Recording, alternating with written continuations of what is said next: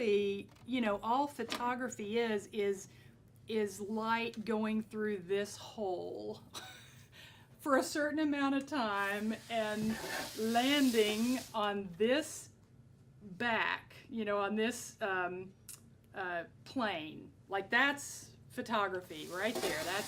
That's all it is.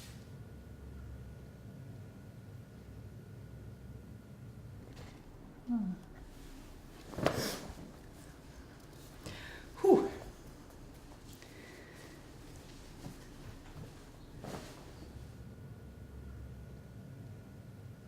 My initial motivation when I went out, you know, shooting in the middle of the night, was just to be out when most of the human community was like in bed and all of their activity and emotion wasn't like cluttering up everything. You know, I just wanted it to be like quiet in my head.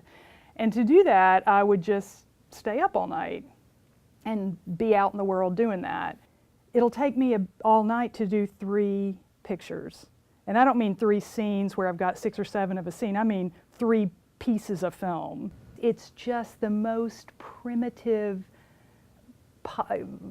way of working imaginable. I mean, it would be like a current digital camera would be, you know, like a lighter that, you know, like a handheld lighter that you can make flame with. And what I do is like rub 2 sticks together to make flame.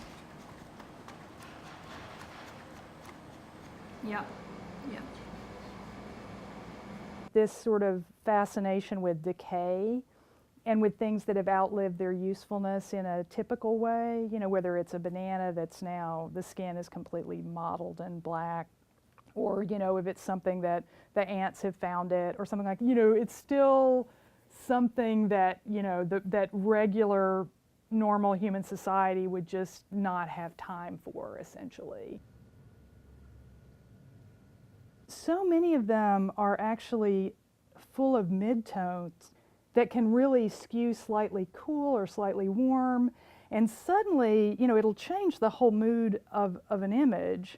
You're dealing with a subject matter, but you're also dealing with color and what color does to things.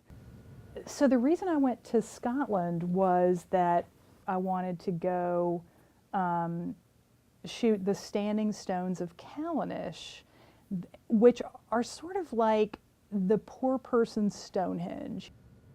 I was completely captured by the sheep in Scotland. They just were so fascinating.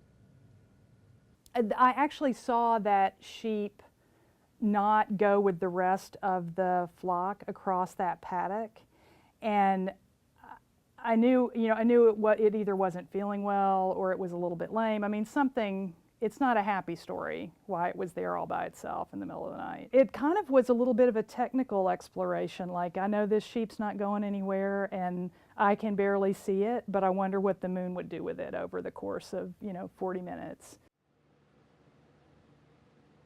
And so when I get the film back from the lab, the thing is that more often than not, something is really well exposed on that film. I mean, it's kind of astonishing to me still.